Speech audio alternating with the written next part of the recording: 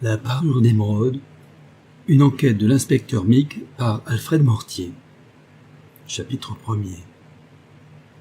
Minuit venait de teinter au clocher de l'église romane des Dominicains. D'un ciel orageux tombait une pluie fine sur le noir silence des vieilles demeures provinciales. Une ombre se détacha sous la toiture d'un bâtiment de 3 étages aux fenêtres grillées, la maison centrale de Saint-Rambert. L'homme se pencha, inspecta d'un coup d'œil la cour et les ruelles désertes, puis, s'agrippant au chenot, il descendit le long de la gouttière avec l'aisance d'un gymnaste éprouvé, en se maintenant avec ses pieds nus aux aspérités du mur. Parvenu au sol, il mit ses chaussures, qu'il avait tenues jusque-là par les cordons entre ses dents, et s'éloigna en rasant les murailles, et en se dissimulant de temps à autre dans une encoignure au bruit des pas de quelques passants attardés. Il gagna de la sorte un marché couvert situé sur une petite place. Là, dans un réduit servant de débarras aux maraîchers pour leurs chevalets, à tâtons il mit la main sur un sac et poussa un soupir de satisfaction. Il en tira un jersey, un veston et un manteau caoutchouté qu'il s'empressa d'endosser après avoir remisé dans le sac ses vêtements de détenu. Ensuite, il prit tranquillement le chemin de la gare, se munit d'un billet de 3e classe et se mêlant à un groupe de voyageurs, il monta dans le train de minuit 45 en direction de Lyon. Il arriva dans cette ville vers 5h30 du matin. Dans 1 heure, pensa-t-il, on s'apercevra de mon évasion. Ce soir, la police découvrira que j'ai pris le train pour Lyon, mais d'ici là, Bernic, et ensuite ils pourront courir. Il entra dans un bar et écrivit à mots couverts une lettre de remerciement aux copains qui, à Saint-Rambert, la veille, lui avaient préparé dans un sac des effets de rechange. En buvant son café au lait, il revécut les phases de son évasion, organisée avec soin et de longue date, grâce à la complicité de 2 détenus employés à l'administration de la prison. Pourvu qu'ils ne soient pas inquiétés, songea-t-il. Bon, je leur revaudrai ça. Promesse qui n'était pas vaine, car la pomme, dit Beaublon, était un homme de ressources. Bien pris, de visage sympathique, beau parleur, il appartenait à la catégorie des fils de famille dévoyés. Ses parents, d'honorables commerçants de Limoges, l'avaient mis au lycée, mais dès sa sortie, il avait manifesté des goûts dispendieux, qui le conduisirent à diverses indélicatesses. Répudié par les siens, il exerça plusieurs professions, successivement courtier en vin, démarcheur, assureur. Il avait partout trompé, escroqué ses employeurs et ses clients. En dernier lieu, épris d'une comédienne en tournée, il s'était fait acteur pour la suivre. Il eût pu réussir, car il avait des dons pour les rôles pittoresques et dits de composition. Mais un soir, lassé de sa maîtresse, il s'était enfui en lui emportant ses bijoux, action particulièrement répugnante et qui suffit à caractériser sa complète amoralité. À partir de cet instant, dédaignant tout emploi régulier, il entra résolument dans la pègre. Très intelligent, assez instruit, il y acquit de l'ascendant. Avec 3 ou 4 hommes, plus vulgaires mais aussi déterminés que lui, il forma une bande qui ne tarda pas à collectionner les exploits. Plusieurs riches villas des environs de Paris furent dévalisées. La bande se déplaçait. Elle opéra en province. À Rouen, elle cambriola la caisse d'une usine importante. À Dijon, un encaisseur de banque fut en plein jour assommé et dépouillé. À Paris, ce fut cette bande qui cambriola le bureau de poste du 17e arrondissement. Cet ensemble d'opérations avait, en 18 mois, rapporté plusieurs centaines de mille francs à cette petite société anonyme, car jusqu'alors la police n'avait pas réussi à connaître ses membres, tant la pomme agissait avec adresse et discrétion. Ils vivaient dispendieusement, mais sans étaler leur argent. Beaublon avait même, par mesure de prudence, exigé qu'ils exerçassent chacun une profession apparente, excellent moyen de dépister la police. L'un d'entre eux, Charrier, avait installé à Lyon un atelier de serrurerie. C'était sa partie, car c'était lui qui, dans les expéditions, fabriquait les fausses clés et forçait les serrures. Il avait d'ailleurs trouvé en la pomme un fort bon élève. Le dernier, et l'un des plus jolis coups de la bande, fut le cambriolage à Paris de la bijouterie Marsan, rue de la Paix. La pomme l'avait longuement étudié, et l'affaire se déroula avec la précision d'un film. À 12h45, tandis que la rue de la Paix est à peu près déserte, le camarade Lejard lance un pavé dans la vitrine. La pomme et Charrier saisissent colliers de perles, diamants, pendentifs, bagues pêle-mêle. Lejard braque son revolver sur le commis accouru. Tous trois sautent ensuite dans leur auto conduite par Ducrot, le quatrième complice, et la voiture part à toute allure vers la rue de Rivoli et les Champs-Élysées. L'opération n'a pas duré 5 minutes. Cette affaire fit du bruit. La presse accusa la police d'inertie et d'incapacité. Le directeur de la police judiciaire chargea de l'enquête l'inspecteur Mick, déjà connu par des succès remarquables. Nous n'entrerons pas dans le détail de ces recherches, qu'il nous suffise de dire que le policier eut la chance de parvenir à identifier 2 des membres de la bande, le Jard et la Pomme, et à opérer leur capture.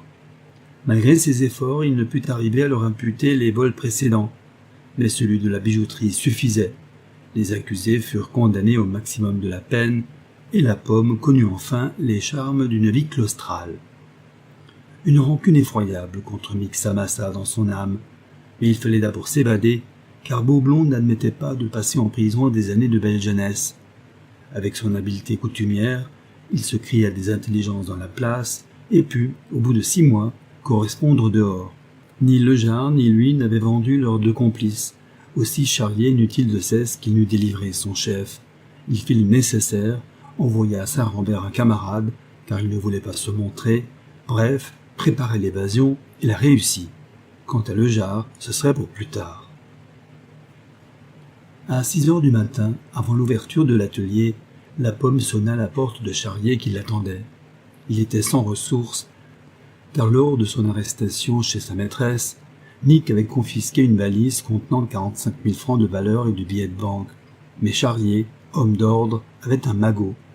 Il donna 10 000 francs à son ami la Pomme, somme que celui-ci jura de lui restituer à bref délai, car il allait se remettre à travailler, mais seul, déclara-t-il, car il ne voulait pas compromettre Charrier dans un moment aussi défavorable et sous la menace de l'alerte policière.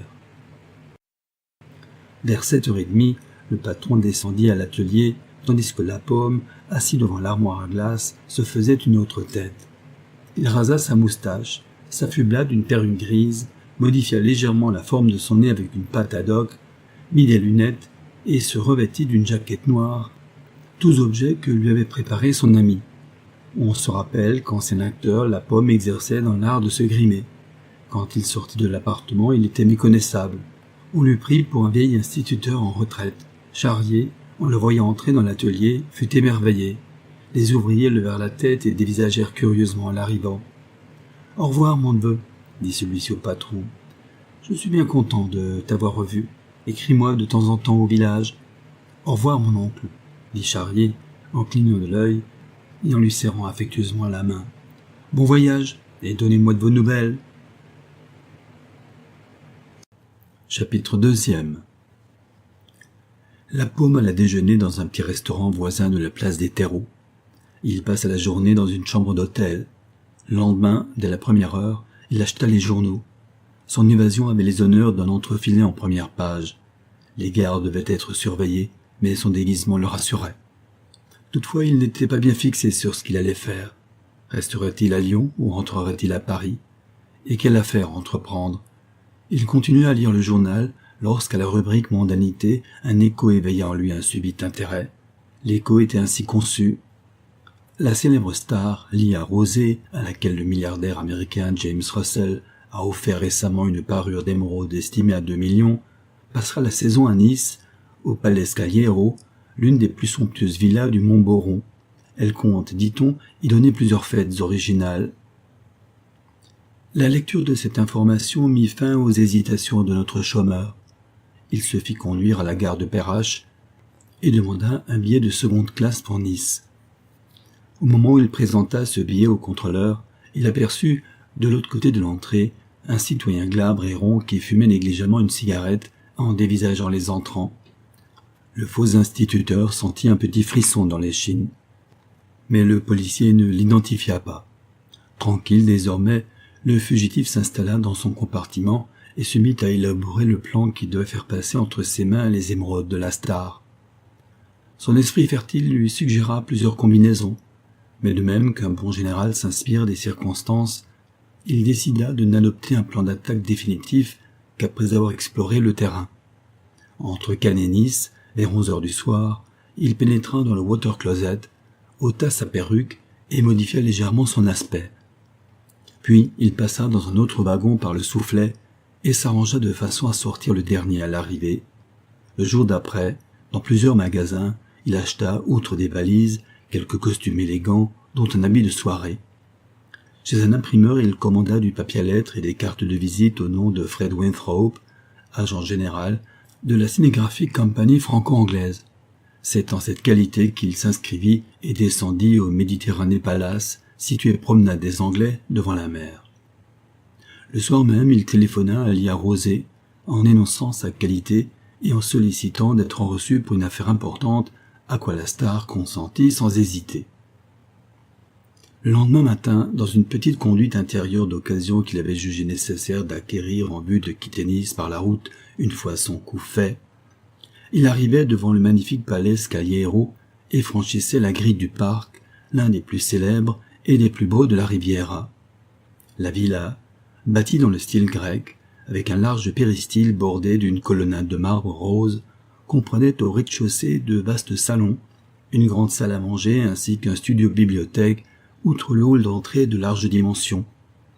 Ces amples dispositions permettaient des réceptions de grand style. Au premier étage, les appartements et au second, les chambres des domestiques. Tandis qu'un valet de chambre en livrée bleue de roi l'introduisait dans le studio du rez-de-chaussée, la Pomme jetait sur les lieux un coup d'œil incisif et engravait le plan dans sa mémoire.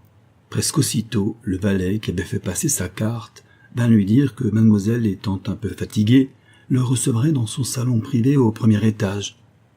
Le pseudo Fred Winthrop bénit in petto cette lassitude qui allait lui permettre d'étudier le terrain proprement dit des opérations futures. À la suite du valet, il pénétra dans un ravissant petit salon blanc et or, tout encombré des portraits et photographies de la star dans ses diverses créations, et d'effigies d'acteurs fameux oblitérés de dédicaces où foisonnaient les épithètes hyperboliques. Tout à coup, une porte s'ouvrit et la divinité du temple parut, ennuagée d'un déshabillé de tulle blanc et de satin rose. Elle fit une entrée languissante qu'on eût voulu enregistrer d'un coup de manivelle dans un film tiré de la Dame aux camélias, tendit sa main à baiser au visiteur et se laisse asseoir sur un divan tendu de soie bleue avec la moelle grasse d'un alcyon se posant sur la mer. « Crénon !» pensa la Pomme, « la belle gosse !» Et son regard exprima une sincère admiration qui plut à Lia Rosé, tout habituée qu'elle fût à ces muets hommages. Peut-être aussi l'aspect du beau blond redevenu lui-même ne fut-il pas étranger à cette impression favorable. « Mademoiselle, dit le prétendu Winthrop d'un ton pénétré, j'arrive de Londres tout exprès pour vous voir. Nous allons tourner prochainement un film dans les Alpes-Maritimes et le comité directeur de la Cinegraphic Company a pensé à vous pour incarner l'idéale figure de l'héroïne du roman anglais d'où ce film sera tiré. Je suis donc chargé de vous proposer cette magnifique création à raison de 50 000 francs par semaine. Puis-je espérer que vous accepterez ? Je suis venu ici pour me reposer, soupira Lia, et aussi pour vous distraire en donnant des fêtes dont on parle déjà, insinua la Pomme en souriant. Certes, mais les fêtes ne fatiguent jamais une femme. Refuseriez-vous ma proposition ? Je ne dis pas cela. C'est évidemment très séduisant. Mais quand me demanderez-vous de tourner ? Dans 3 mois seulement. Alors j'accepte. Ah, merci, merci. Je vais recevoir les félicitations de mes directeurs.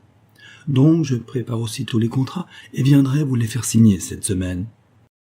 C'est entendu. En attendant, monsieur Winthrop, veuillez me faire le plaisir d'assister à ma première fête, qui aura lieu après-demain. Voici un carton d'invitation. Lia Rosé se leva, afin de lui indiquer que l'audience était terminée. Cela ne faisait pas l'affaire de la Pomme. Encore un mot, mademoiselle. Pour la très grosse publicité que nous projetons autour de votre nom, voudriez-vous me donner quelques photographies ainsi que des documents biographiques, articles de journaux, etc. Très volontiers. Veuillez passer par ici.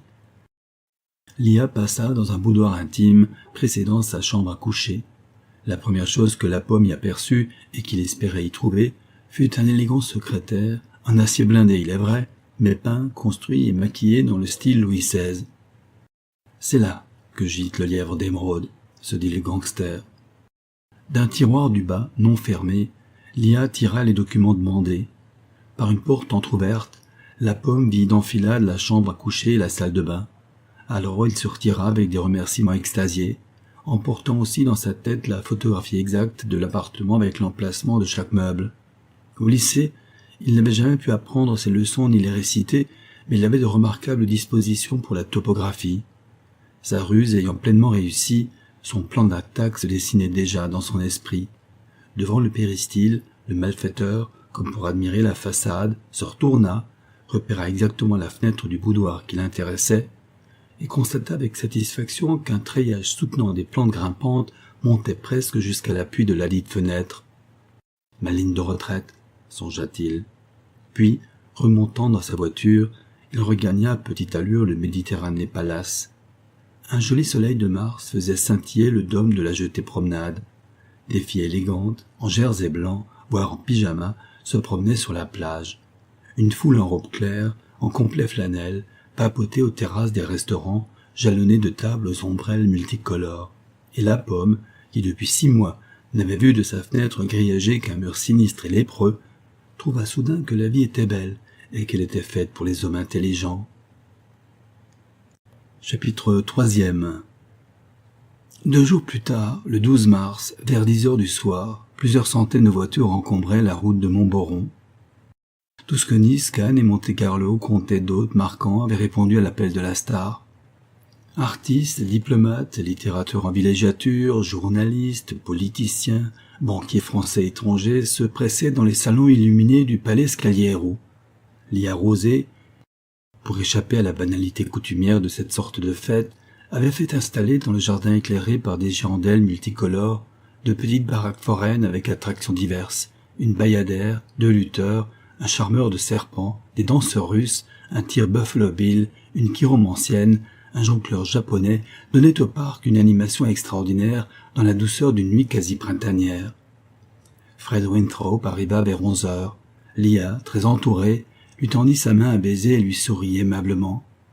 Dans le grand salon en tenture de pourpre, elle portait une merveilleuse robe, noire et or, et arborait la fameuse parure d'émeraude que la Pomme put contempler à son aise. Une affaire magnifique, pensa-t-il. Puis on ne le revit plus. Il y avait là des acteurs, des cinéastes connus auxquels il ne tenait pas à être présenté. Vers 1h30, les salons se vidèrent peu à peu, les bateleurs plièrent bagages, et à 2h15, le dernier invité parti, Lia monta dans son appartement où sa femme de chambre la déshabilla. Toute lumière éteinte, un silence profond succéda à l'animation brillante de la soirée. La Pomme n'avait pas voulu monter au premier étage par l'escalier donnant dans le hall plein d'invités allant et venant, ascension qui lui parut suspecte. Il avait donc fait le tour par le jardin et était monté par l'escalier de service où il ne rencontra personne, car tout le personnel domestique s'affairait à l'office et au buffet. Au premier, il trouva toute porte ouverte, traversa les 2 petits salons, la chambre à coucher, et pénétra dans la salle de bain où il aperçut dans une pièce contiguë une penderie qui lui sembla l'endroit rêvé pour s'y dissimuler derrière une kyrielle de robes. Il passa des gants pour éviter toute empreinte, prépara son flacon de chloroforme et son tampon d'ouate et attendit. Un peu avant 3 heures du matin, n'entendant plus rien, il se glissa sans bruit dans la chambre où Lia dormait d'un sommeil d'enfant, vaporeusement éclairé par un rayon de lune. D'un geste net, il lui plaqua sur le nez et la bouche le masque chloroformé. La jeune femme perdit rapidement connaissance, sans avoir pu proférer un cri. Pourtant, par un réflexe instinctif de défense, elle avait essayé d'écarter la main qui l'étouffait, et dans ce geste brusque, elle avait arraché le gant du malfaiteur. Quand elle ne bougea plus, la Pomme, en homme avisé, en fut quitte pour lui reprendre son gant qu'elle serrait dans sa main crispée. À présent commençait la partie délicate de l'entreprise, le percement du coffre. D'une sacoche, la Pomme tira une chignole électrique, quelques mèches, un pas de vis, une scie circulaire et un petit moteur perfectionné pesant à peine 1 kilo. Avec la chignole branchée sur une prise de courant, il perça 2 trous en un quart d'heure, auxquels il adapta 2 vis destinées à fixer la scie, qu'il actionna à l'aide d'un gros pas de vis mu par un volant. Un quart d'heure encore, et la scie avait découpé dans la tôle un orifice de la largeur de son bras. Très calme, il saisit la parure sans l'écrin et la glissa dans la poche de son frac. Il remit ses outils dans la sacoche et ouvrit doucement la fenêtre. Un dernier coup d'œil dans la chambre voisine où Lia dormait profondément, puis il enjamba la fenêtre, tâta du pied le treillage et descendit sans se presser. Il était temps, cependant, Une lueur mauve paraissait au loin, sur la crête des collines. L'escalade de la grille du parc fut un jeu pour ce gymnaste accompli. Il avait parqué sa voiture dans une impasse, à 50 mètres de là. Après y être monté, il remit sa perruque grise, un collier de barbe, des lunettes noires, une casquette, le manteau caoutchouté pour cacher sa tenue de soirée, traversa sans hâte le quartier du port et une fois sur le quai des États-Unis, partit à toute allure dans la direction de Marseille. Chemin faisant, il calcula que le vol ne serait pas découvert avant 11 heures du matin, car après une nuit de fête, les domestiques ne dérangeaient pas mademoiselle avant d'être sonnés, et ne s'inquiéteraient même que vers midi, au cas où leur maîtresse ne se réveillerait point, le temps de prévenir le commissaire, puis celui d'une enquête sommaire, de l'arrivée du parquet et du juge d'instruction. Il avait largement le temps de gagner Marseille, qui n'est qu'à quelques 250 kilomètres de Nice. Il en atteignit les faubourgs vers midi. Là, il avait un ami de vieille date, un cafetier du vieux port, qui gara sa voiture dans un hangar et consentit à lui donner la chambre de son frère absent. Isolé, la Pomme passa 3 heures à se refaire une tête, car il n'oubliait pas qu'il était recherché comme évadé. Quand il ressortit de la chambre, ses cheveux blancs étaient devenus noirs, sa peau était olivâtre. De courts favoris et un nez busqué lui donnaient l'apparence d'un Sud-Américain. Sûr à présent de n'être pas reconnu, il flâna sur les quais et vers le soir, il s'installa paisiblement à la terrasse du restaurant Basso. Là, devant une bouillabaisse odorante, il évalua ses chances. Tant de gens avaient assisté à la fête, que Liane et les policiers n'avaient aucune raison de le soupçonner plutôt qu'un autre. D'ailleurs, l'enquête établirait immédiatement un vol de professionnel. Comment supposer un tel personnage parmi les invités, presque tous connus de la jeune femme et triés sur le volet? On chercherait donc ailleurs, et pour commencer, dans la pègre locale ou internationale. En attendant, afin d'écarter les soupçons que pourrait peut-être réveiller plus tard dans l'esprit de Lia Rosé la disparition du sieur Fred Winthrop, le faux agent général se promit de lui adresser dans 2 ou 3 jours une lettre pour l'informer que par suite d'un désaccord avec l'auteur du roman, le film en question était remis à une date ultérieure et qu'en conséquence les directeurs de la Cinegraphic Company se voyaient dans la regrettable nécessité de rendre provisoirement sa liberté à la star. Évidemment, celle-ci serait un peu étonnée, mais ne permettait de supposer qu'elle ferait un rapprochement entre cette affaire manquée, ou plutôt différée, et l'attentat dont elle avait été la victime. D'autre part, surprise en plein sommeil, elle n'avait en aucune façon pu reconnaître son agresseur, ni par conséquent fournir un signalement quelconque. La Pomme conclut en se disant qu'il avait décidément mis tous les atouts de son côté. Il se raffermit encore dans cette idée en lisant les journaux du lendemain. Le correspondant niçois du Petit Marseillais, après avoir longuement décrit les circonstances du vol, résumait la situation en ces termes. Ce vol, d'une audace exceptionnelle, exécuté avec une maîtrise impressionnante, ne peut être le fait que d'un grand professionnel, d'un as de la cambriole. Aucun des invités de Lia Rosé ne saurait donc être suspecté. Au surplus, la police en a soigneusement vérifié la liste, et toutes les personnalités qui y figurent sont aussi connues qu'insoupçonnables. Une enquête serrée n'a jusqu'ici donné aucun résultat. Personne, ni dans la villa ni aux alentours, n'a aperçu le criminel. Nul n'a vu quelqu'un se faufiler dans la chambre à coucher de la célèbre star. Sur les meubles, sur le secrétaire, nulle empreinte, nulle trace dans l'appartement. Il est malheureusement à prévoir que dans ces conditions, la capture de l'audacieux bandit ne soit fort problématique, car absolument rien ne permet d'aiguiller les recherches sur une piste quelconque. Ce matin-là, 14 mars, la Pomme déjeuna de bon appétit. Dans l'après-midi, le frère du cafetier étant revenu, il transporta ses valises dans un hôtel, et le soir, il s'endormit d'un sommeil paisible. Le 15 mars au matin, Don Miguel, c'était le nom qu'il avait pris, se fit apporter son petit déjeuner au lit et demanda le Petit Marseillais. Sous la rubrique Le vol du Mont Boron, après de nouveaux détails sans grand intérêt pour lui, il lut les lignes suivantes. De plus en plus, la justice est persuadée que la virtuosité dont témoigne ce crime décèle un malfaiteur de grande classe appartenant au milieu parisien. Dans ces conditions, le parquet, le juge d'instruction et le directeur de la sûreté niçoise ont décidé d'un commun accord de faire appel aux lumières de l'inspecteur principal Mick de Paris.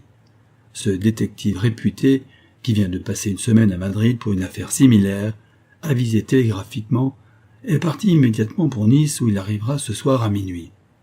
« Comme on se retrouve ?» ricana la Pone. « Mon vieux Mick, tout malin que tu sois, tu vas ramasser la bûche, et tu ne découvriras pas plus de traces que sur le dos de ma main. » Ce disant, il plaqua sa main sur le drap de son lit.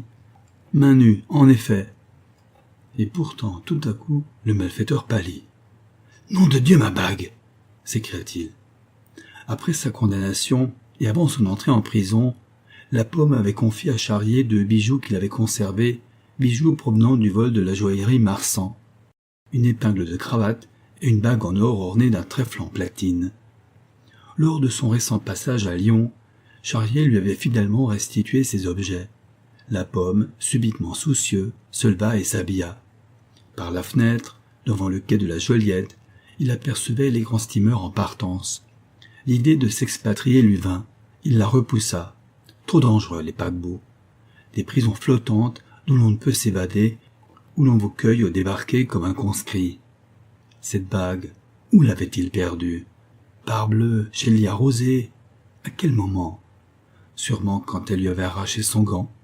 La bague était partie avec le gant, avait roulé à terre quelque part sous le lit derrière un rideau.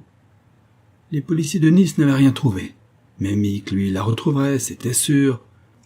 Il connaissait le pèlerin, sa méthode méticuleuse, son œil à qui rien n'échappe. Et dire que lui, la Pomme, ne s'était pas aperçu de cette perte. Il est vrai qu'il avait perdu depuis des mois l'habitude de sentir cette bague au doigt.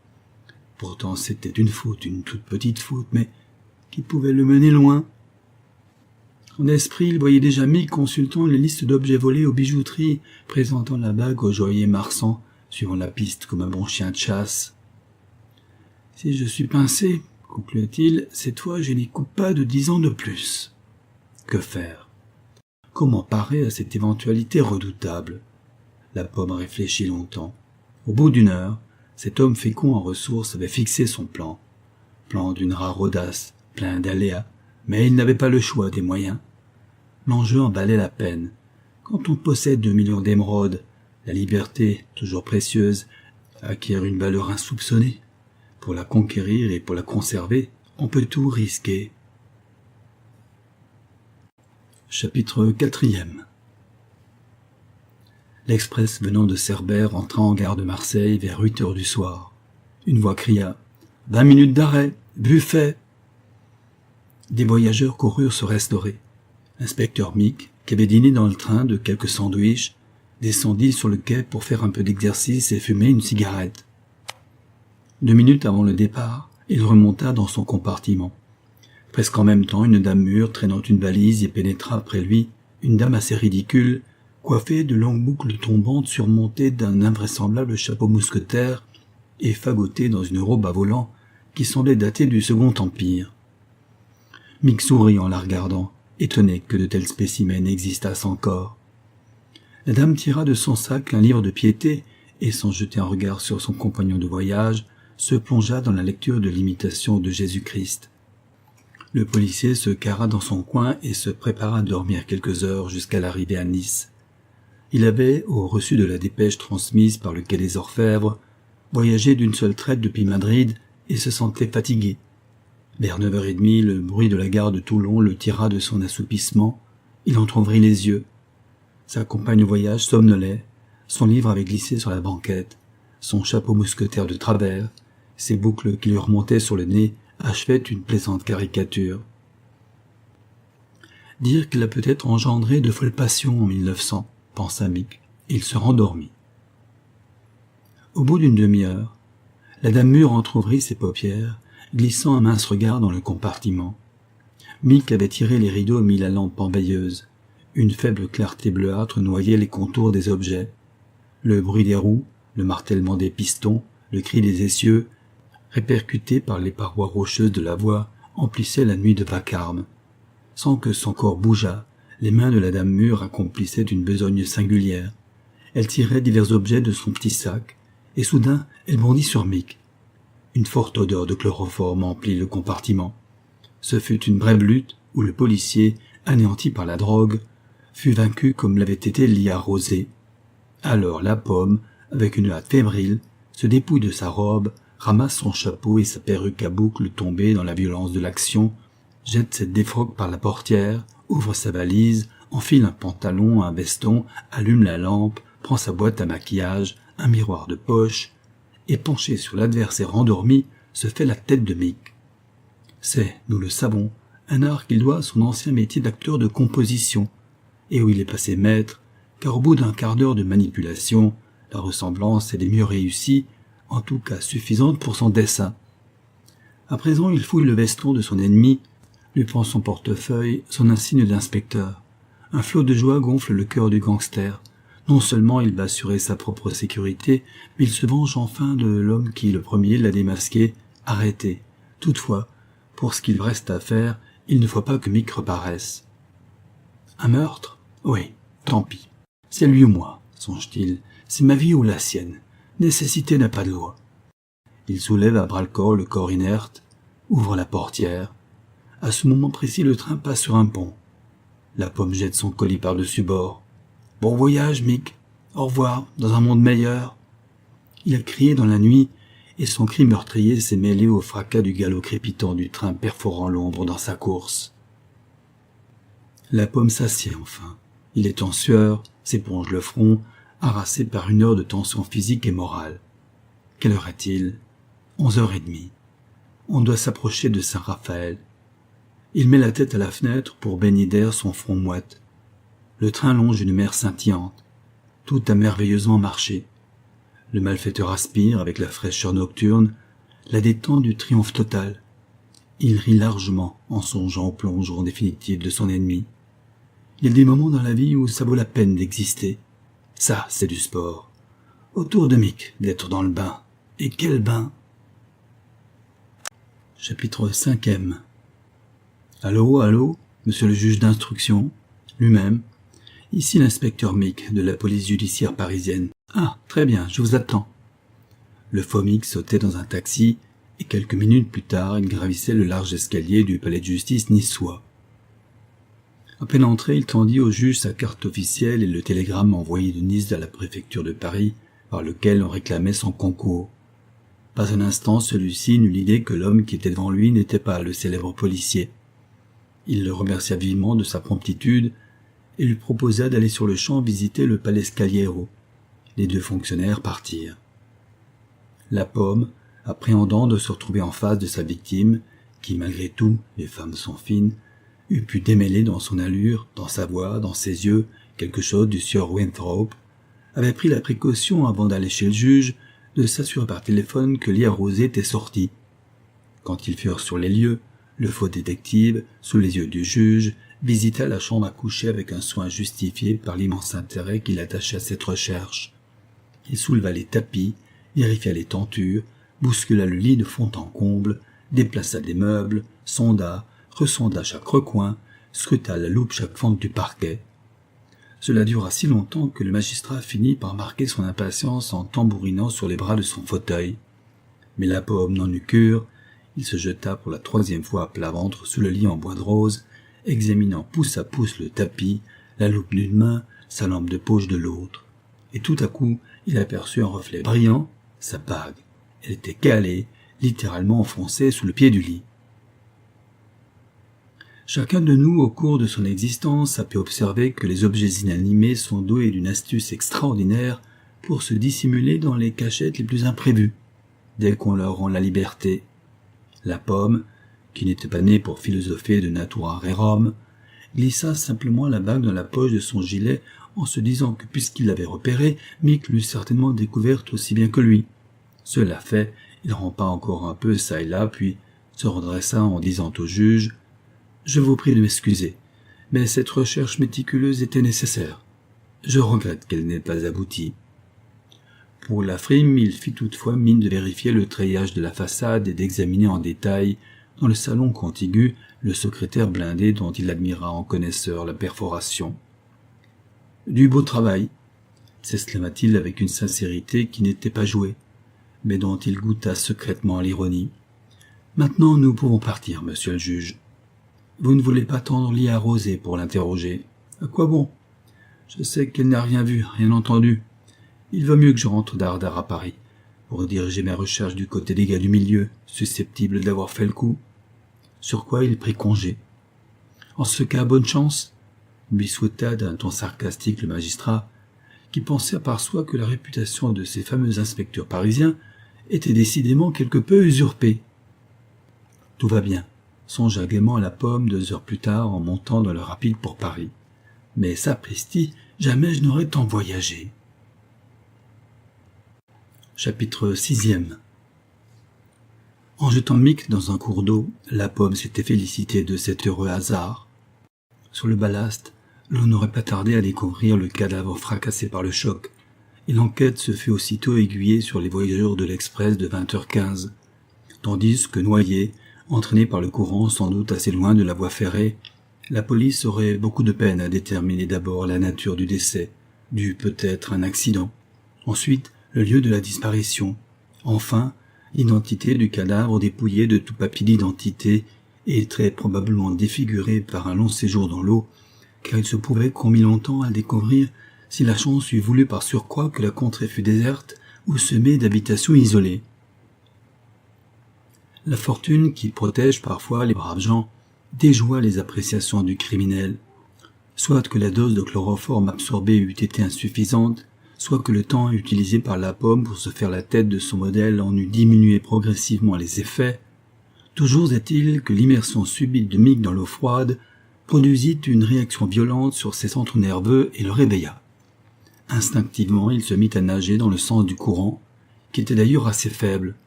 L'air frais de la nuit acheva de dissiper sa torpeur, et de longues aspirations d'oxygène naturel lui rendirent en partie sa conscience et sa souplesse. Il se dirigea vers la rive, parvint à s'accrocher à une branche d'arbre qui pendait au fil de l'eau et à se hisser jusqu'à la berge. Mais une fois là, épuisé par ses efforts, il perdit connaissance. Quand il revint à lui et rouvrit les yeux, les premiers rayons d'un soleil provençal blondissaient les roseaux, les platanes et les tamaris. À quelque distance, il aperçut un paysan conduisant une carriole attelée d'un mulet. Il cria « Hélas, cet homme !» qui arrêta son véhicule, regarda autour de lui d'un air surpris, et enfin mit pied à terre et se dirigea vers lui.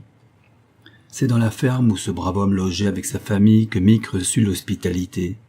Le rescapé, durant les 24 heures qu'il resta alité à cuver son chloroforme, eut le loisir de réfléchir à son aventure.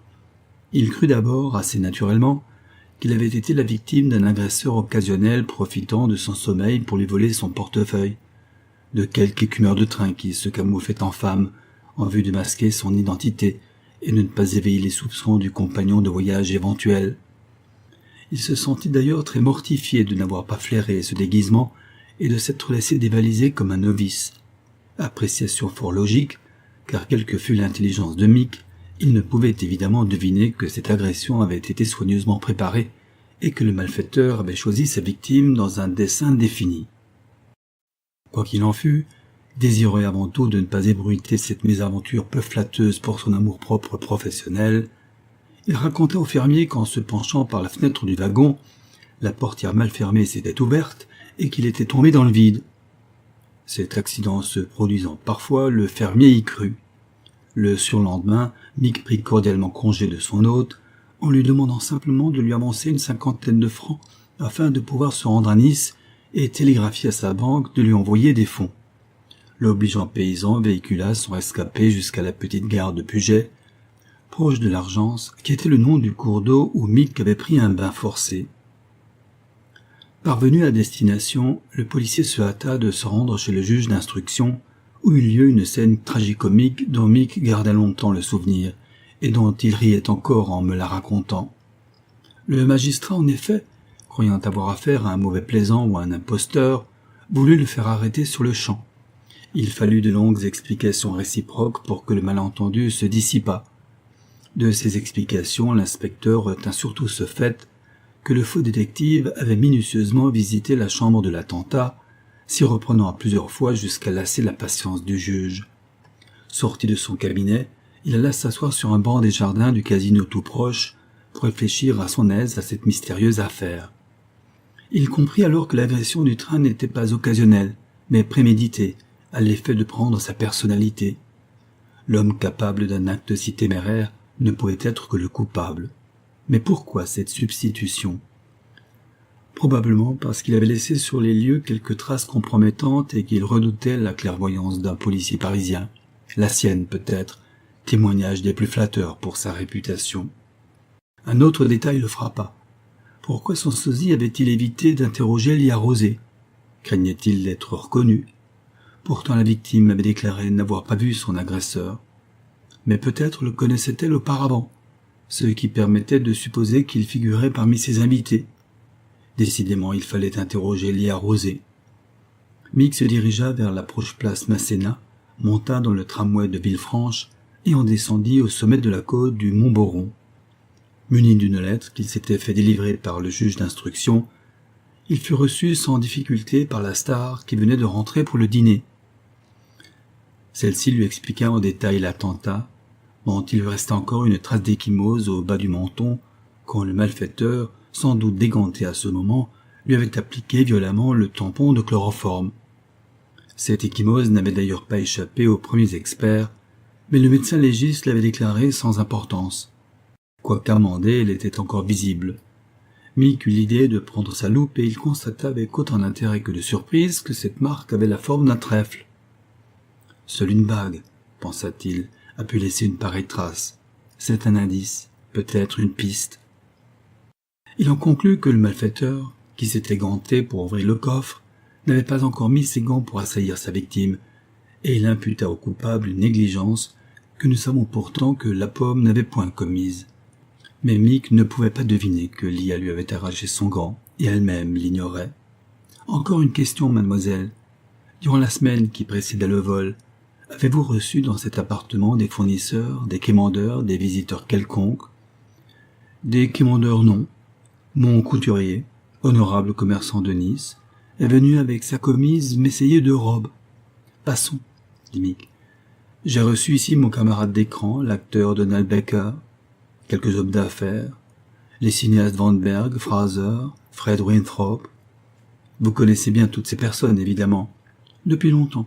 Sauf cependant M. Fred Winthrop, agent général de la Cinegraphic Company, dont c'était la première visite. Ah, pourriez-vous me le décrire?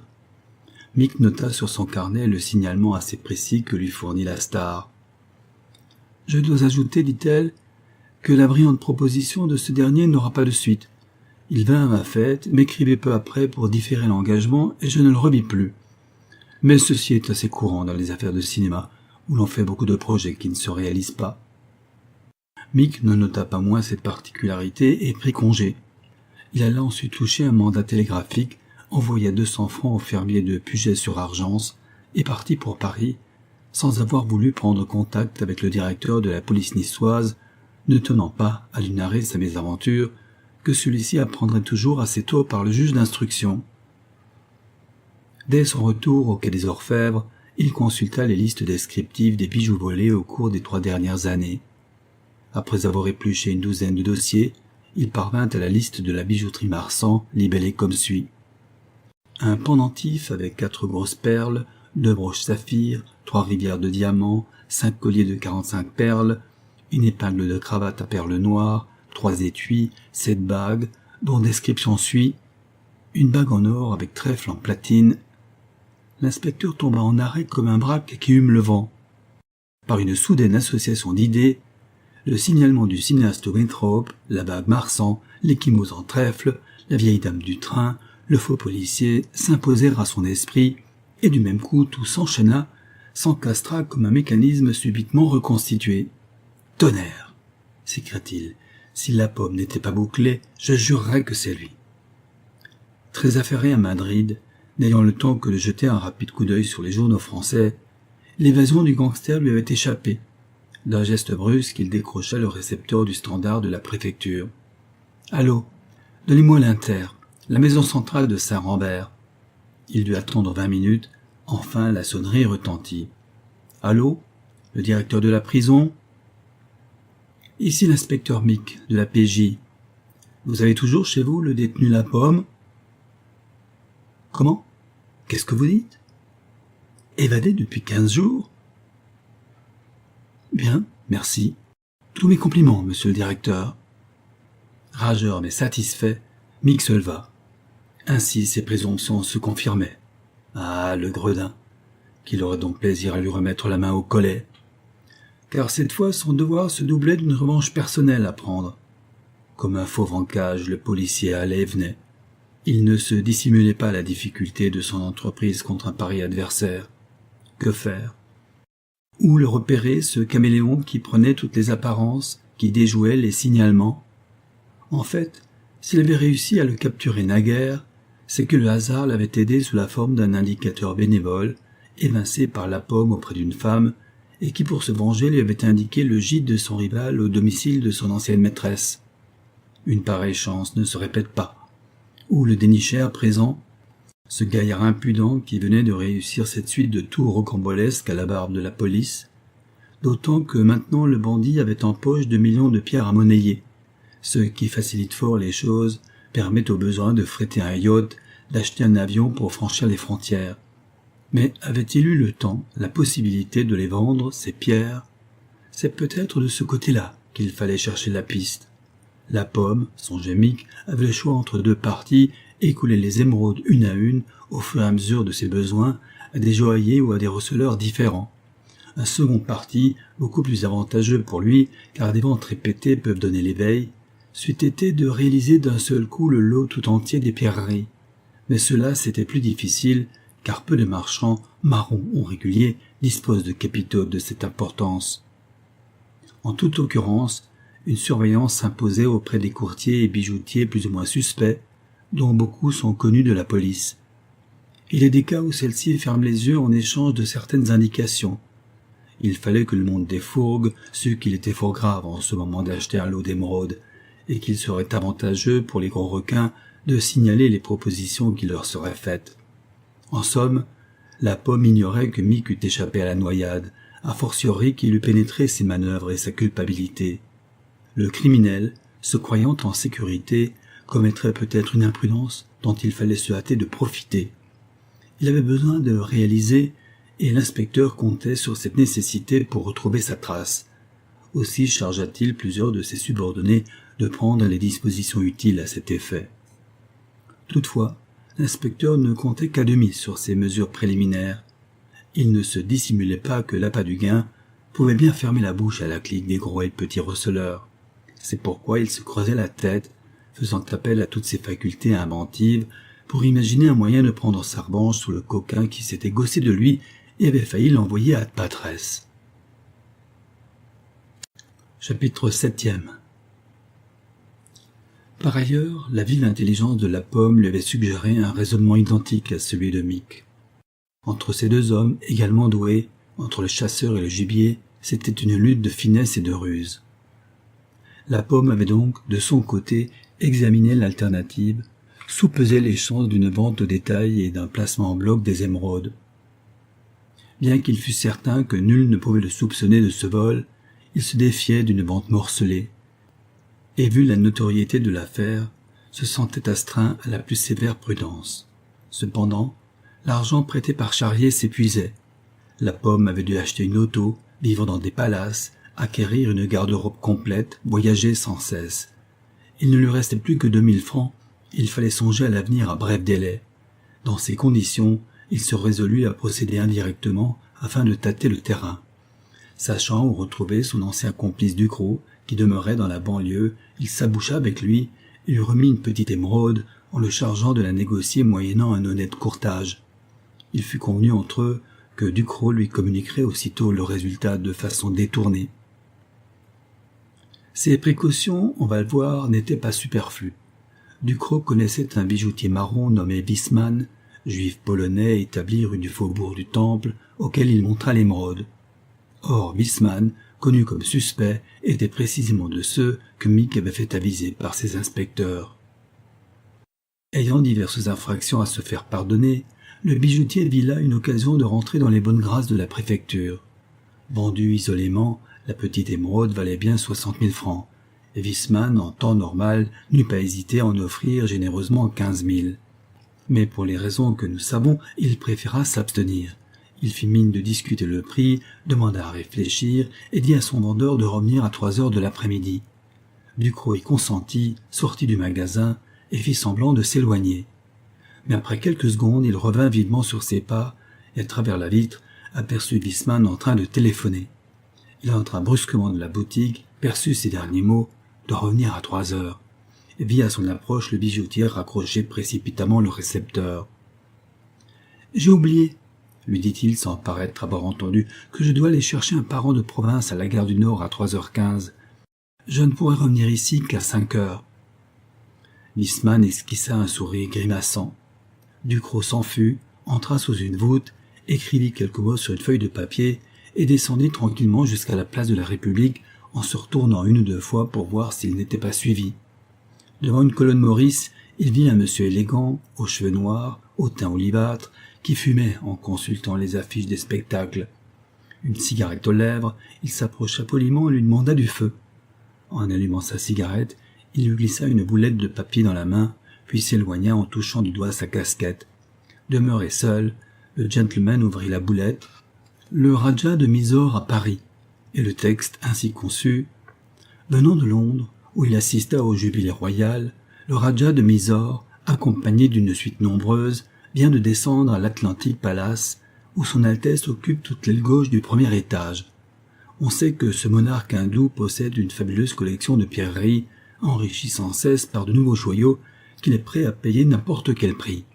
Le Raja séjournera 3 jours à Paris avant d'aller s'embarquer à Marseille. La paume eut un éblouissement.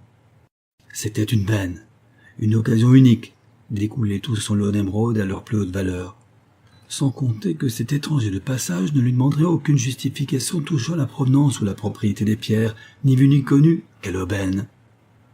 Le lendemain, vers 11 heures du matin, la paume se présentait à l'Atlantic Palace, avenue Georges V, et faisait passer sa carte, Miguel Ortega, courtier en bijoux.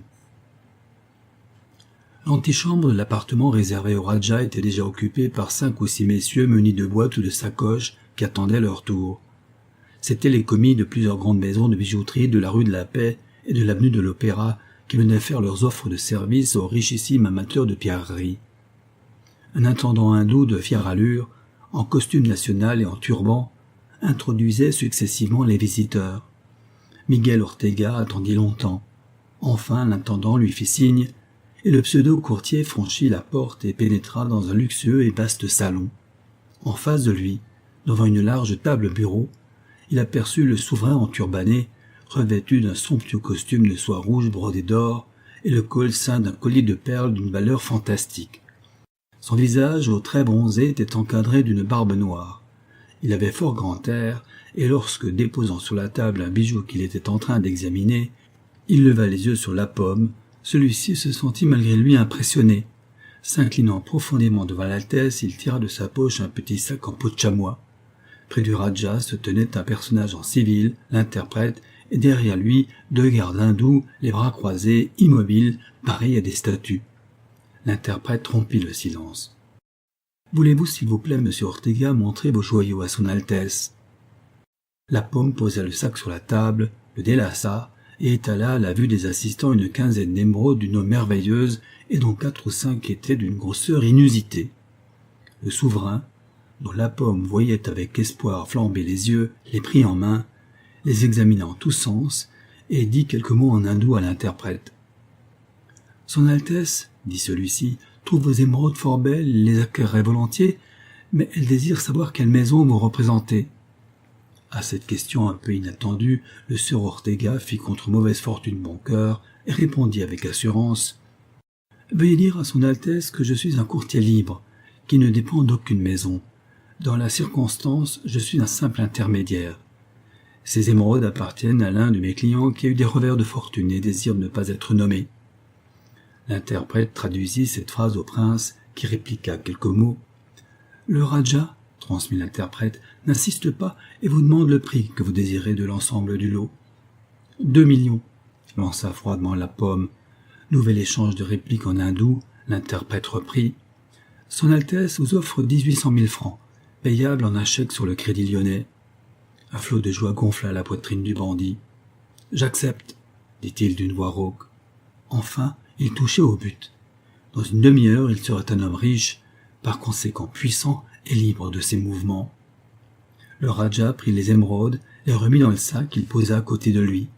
Tirant ensuite son carnet de chèques, il le libella rapidement, le détacha de la souche et le tendit au pseudo-courtier qui le saisit d'une main tremblante et lut le texte ci-après.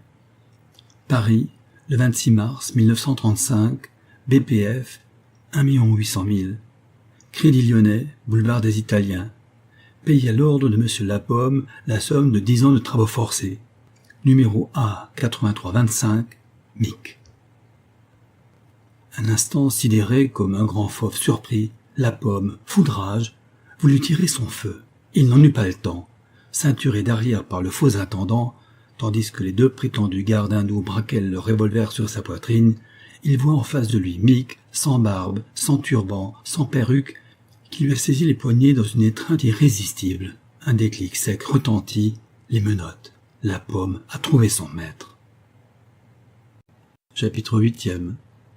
Quand plus tard Mick me raconta les péripéties de la capture, il me précisa que les frais de cette mise en scène luxueuse, costumes, location du premier étage de l'hôtel, personnel exotique, publicité des journaux, etc., s'étaient élevés à plus de 30 000 francs, payés par Lia Rosé qui en ajouta 20 000 pour la caisse de retraite de la préfecture de police.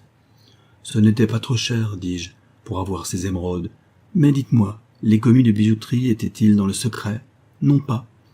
C'eût été voué d'avance mon subterfuge à l'insuccès. Ce sont eux dont la présence a inspiré confiance aux criminels. Les meilleurs figurants sont les figurants sincères. Je leur ai d'ailleurs présenté mes plus plates excuses, et ils me volontiers pardonné à la faveur d'une arrestation qui les a débarrassés d'un homme dangereux pour eux. Ce qui me surprend, observai-je, c'est qu'un gaillard aussi rusé que Lapomme ait donné dans le panneau. Ce n'était pas sûr, évidemment, répliqua Mick, mais c'était presque fatal. L'annonce était trop tentante pour un homme traqué, pressé de réaliser des pierreries d'une vente assez difficile vu leur énorme valeur, assez périlleuse aussi, vu la notoriété des objets volés. D'autre part, chez les pawnbrokers de Hatton Garden, à Londres, on lui aurait offert le quart peut-être de ce qu'il valait réellement. Lapomme a vu là une occasion unique d'écouler la totalité des pierres dans les meilleures conditions, au plus haut prix, et sans qu'on lui posât des questions indiscrètes, sans qu'on exigeât de lui des références embarrassantes. Rendez-vous compte de sa situation et vous comprendrez qu'il n'ait pas hésité. C'est égal. Je m'étonne qu'il ne vous ait pas reconnu. Est-ce que je l'ai reconnu en vieille dame? Un trompeur et demi. En fait, savez-vous ce qui m'a le plus gêné dans cette comédie? C'est que j'eus toutes les peines du monde à garder mon sérieux lorsque, m'adressant aux faux interprètes, mon collègue l'inspecteur Bagnoli, je lui baragouinais un innommable charabia de mon cru que Lapomme prit pour de l'hindoustanie. Il est heureux que l'hindoustanie soit une langue peu répandue. Ainsi s'achève Une parure d'émeraude, une enquête de l'inspecteur Mick par Alfred Mortier.